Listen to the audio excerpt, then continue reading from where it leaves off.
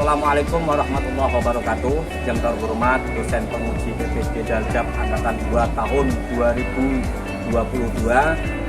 Perkenalkan, nama saya Ghazali Munir. Saya guru mata pelajaran fikih di MA Darul Ulum Kota Semarang, Provinsi Jawa Tengah, sekaligus mahasiswa PPG dalam jabatan Angkatan 2 tahun 2022 di UIN Profesor Kiai Haji Saifuddin Zuhri Purwokerto. Pada kesempatan ini saya akan melaksanakan kegiatan pembelajaran untuk memenuhi uji kinerja PPG dalam jabatan Angkatan 2 tahun 2022 dengan mengambil materi kurban. Untuk itu, lebih jelasnya berikut video pembelajaran yang saya lakukan. Mohon kepada Bapak Ibu dosen masukannya agar lebih baik ke depan. Sekian, terima kasih. Wassalamualaikum warahmatullahi wabarakatuh.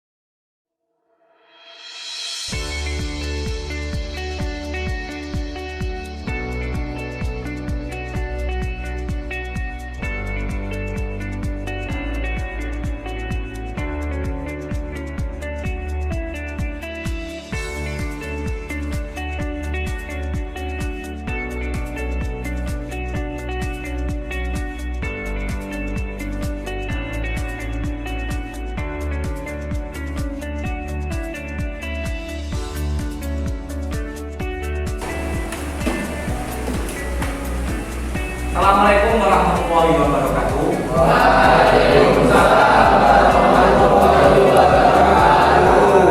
Bagaimana kabar kembali anak-anak? Alhamdulillah. Berangkat semua? Ya. Alhamdulillah. Mari kita awali pembelajaran pada hari ini dengan bacaan doa. Silakan kepala untuk bisa memimpin doa pada pertemuan hari ini. Bismillahirrahmanirrahim.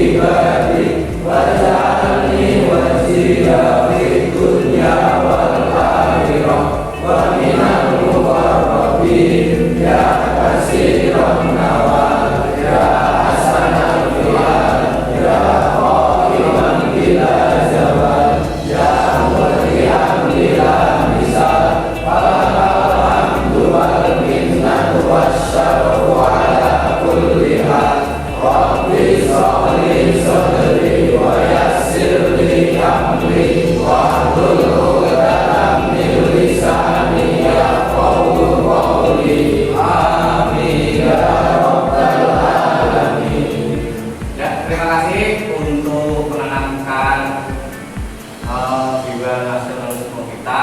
Mari kita sama-sama menyanyikan Indonesia Raya, ya. Untuk menanamkan jiwa nasionalisme kita, mari kita sama-sama menyanyikan Indonesia Raya. Silakan kalian bisa berdiri.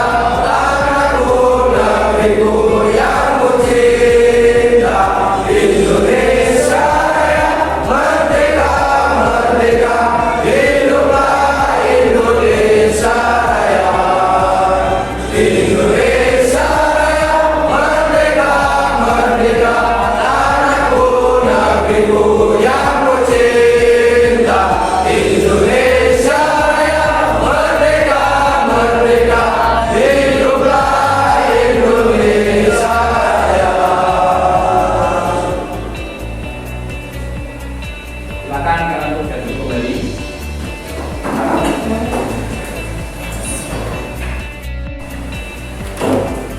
Ya, mungkin kita sebagai umat Muslim tidak asing lagi dengan kalimat korban, karena korban itu setiap tahunnya diadakan di waktu apa?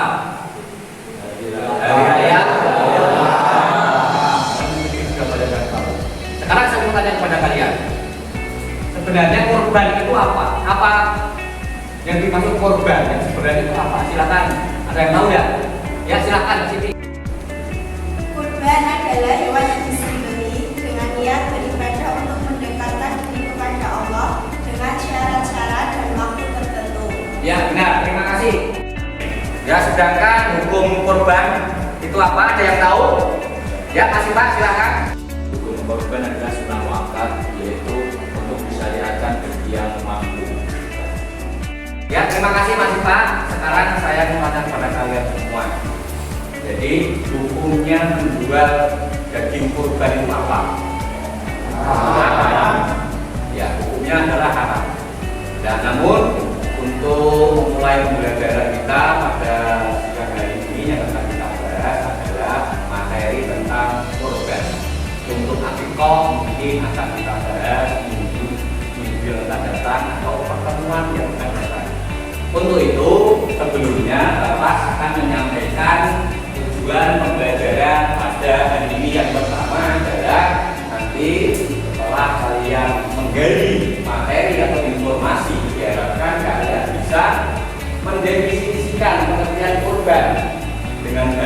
Ya, benar. Yang kedua adalah menyebutkan hukum kurban dengan baik dan benar.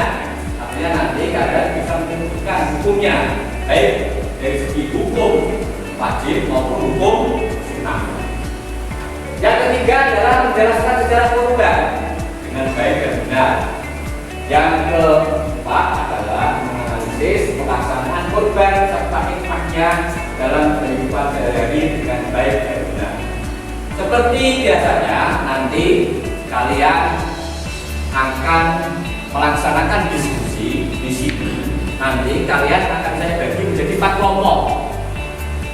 Yang pertama adalah kelompok 1, 2, dan 2, 3, dan 4. Yang kelompok 1 nanti kalian akan membahas tentang definisi atau pengertian kurban. Yang kedua, kelompok kedua nanti kalian bisa menyebutkan hukum-hukum kurban atau bisa nanti kalian jelaskan hukum kurban itu seperti apa. Yang kelompok ketiga yaitu nanti kalian bisa menjelaskan atau mendiskusikan tentang sejarah kurban. Dan yang terakhir kelompok 4 nanti kalian bisa menganalisis pelaksanaan kurban serta hikmah kurban. Itu ya. Nanti Bapak akan tampilkan video pembelajaran. Nanti kalian silahkan bisa melihat dengan baik, dicermati. Nanti LKPD akan saya berikan setelah kalian diskusi atau mengawali diskusi nanti. Itu ya. Kalian bisa mengamati video yang ada di layar. Kurban adalah ungkapan rasa syukur kita dan salah satu bentuk kegiatan untuk mendekatkan diri kepada Allah SWT serta merupakan bukti kesyukuran kita dengan menyerahkan segalanya kepada Allah SWT. Seperti kisah Nabi Ibrahim alaihissalam yang mengikhlaskan putra satu-satunya yang sangat beliau cintai, yaitu Nabi Ismail. Dengan perintah Allah, maka beliau rela untuk mengorbankan putranya tersebut. Hal ini tentunya merupakan wujud dari penyerahan dirinya kepada Allah SWT. Keikhlasan beliau ketika Nabi Ismail mau disembelih itu digantikan oleh Allah dengan seekor domba. Semua bisa dicobakan seperti yang disebutkan dalam surah Al-Hajj yang berarti tiap-tiap umat melakukan syariat akan memenuhi hukum supaya mereka mengenal Allah dan binatang ternak yang disediakan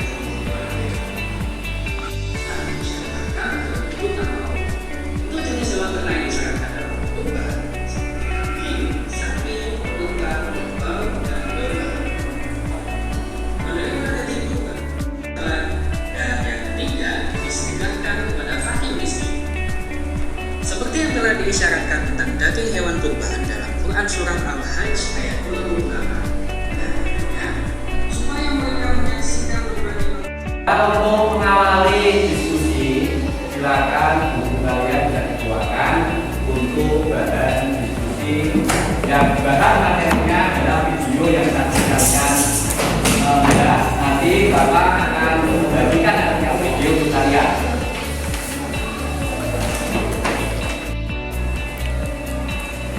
Untuk kelompok 1, silakan nanti LKPD-nya bisa didiskusikan dengan kelompoknya masing-masing. Ya, saya kasih 4 saja untuk diskusi. Silakan nanti bagian belakang ya.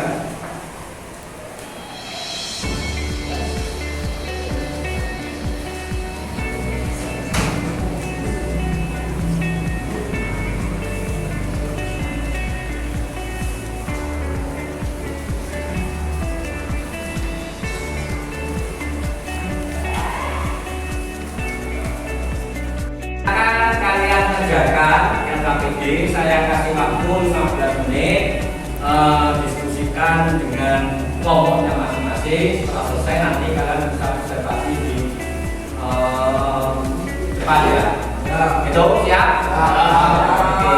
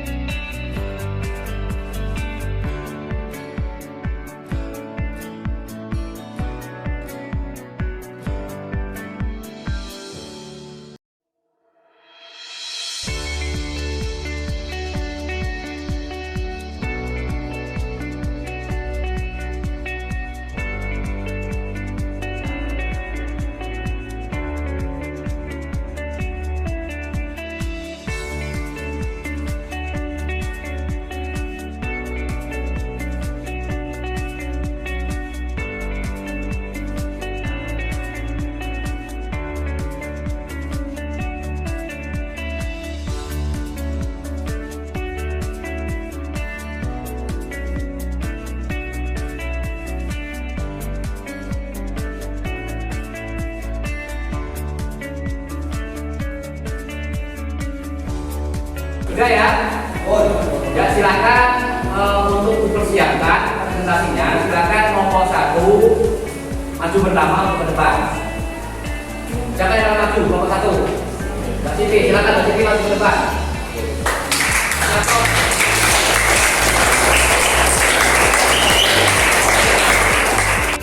Assalamualaikum warahmatullahi wabarakatuh.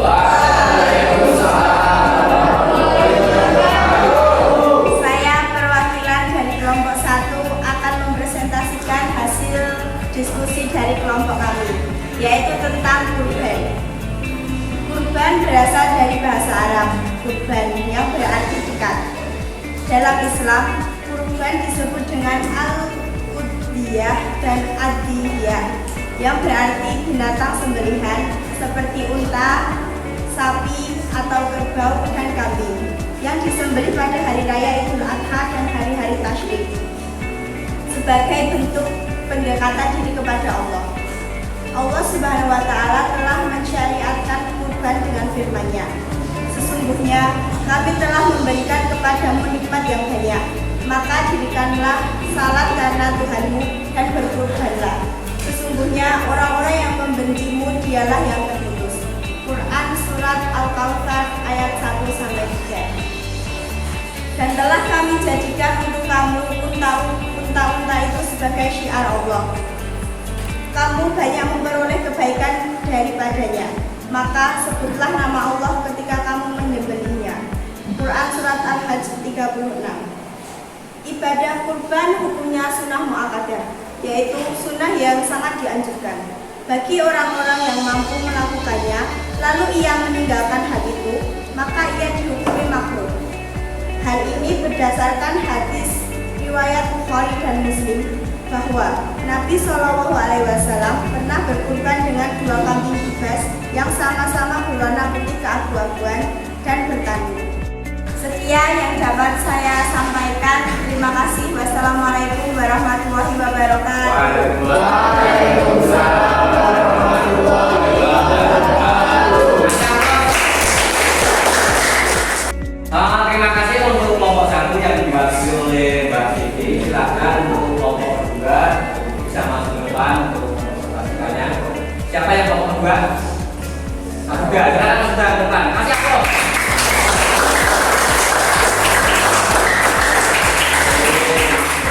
Assalamualaikum warahmatullahi wabarakatuh. Waalaikumsalam warahmatullahi wabarakatuh. Saya perwakilan dari kelompok yang ingin mempresentasikan tentang hukum korban.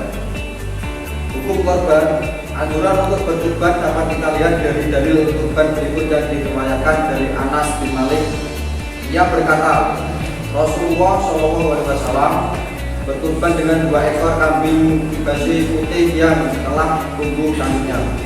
Anas berkata, aku melihat beliau menyembelih 2 ekor kambing tersebut dengan tangan beliau sendiri.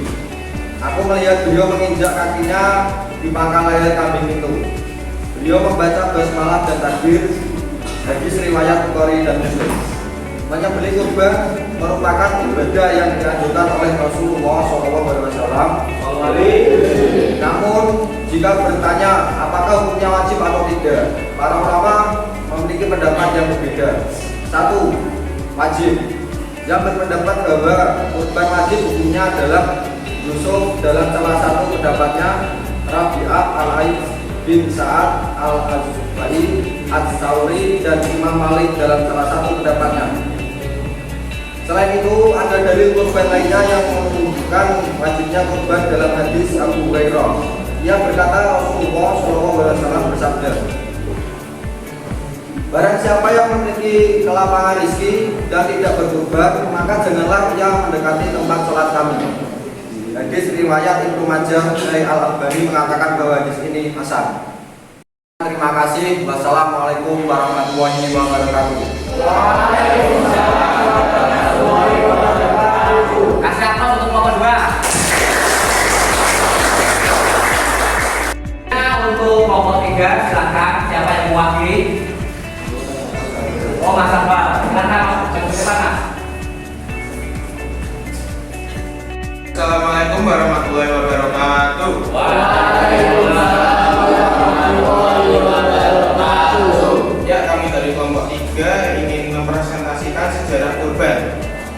Kisah atau sejarah kurban berasal dari peristiwa Nabi Ibrahim yang akan menyembelih putranya Nabi Ismail.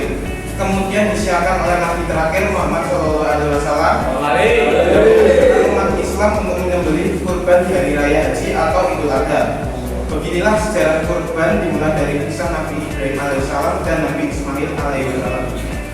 Telah dikisahkan kepada Nabi Ibrahim tidak memiliki anak hingga di masa tuanya, lalu dia berdoa kepada Allah.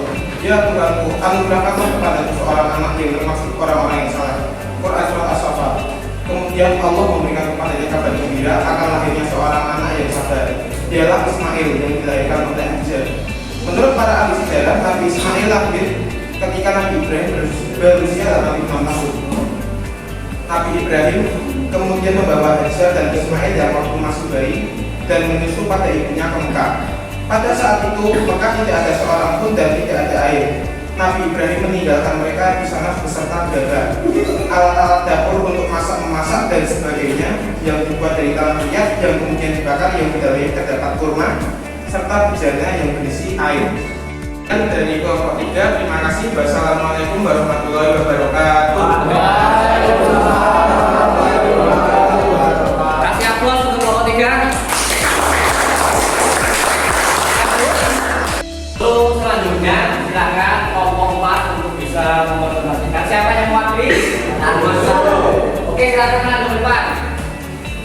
Kasih aplaus.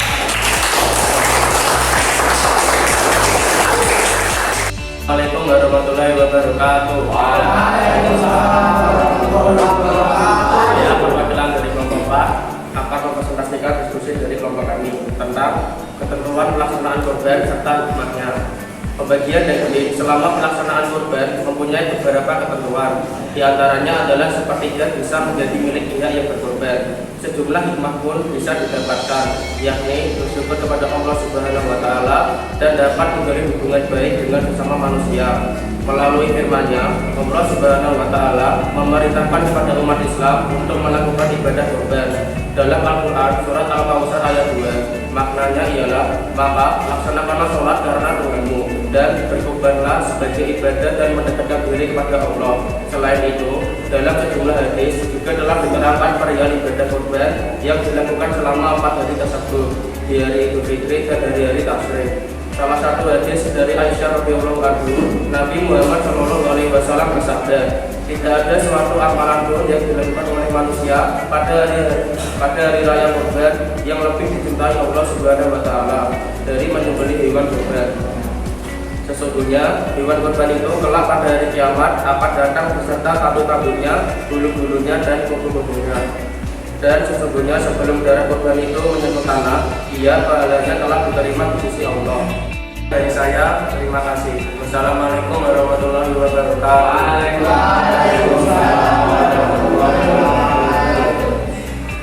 Kasih aplaus untuk kelompok 4. Itu tadi hasil diskusi dari materi kurban yang sudah kita diskusikan mulai dari kelompok 1 sampai dengan kelompok 4. Inti dari pembahasan ada pertemuan hari ini adalah yang pertama, yang dimaksudkan kurban adalah menyembelih hewan dengan niat beribadah untuk mendekatkan diri kepada Allah Subhanahu wa Ta'ala dengan syarat-syarat dan waktu tertentu. Sedangkan hukum kurban adalah sunnah mu'akkad. Yang kedua, sentuhan hewan kurban yang dijadikan kurban adalah hewan ternak, domba, kurang-kurangnya berumur 1 tahun atau telah tanggal giginya, unta kurang-kurangnya berumur 5 tahun, sapi atau kerbau kurang-kurangnya berumur 2 tahun.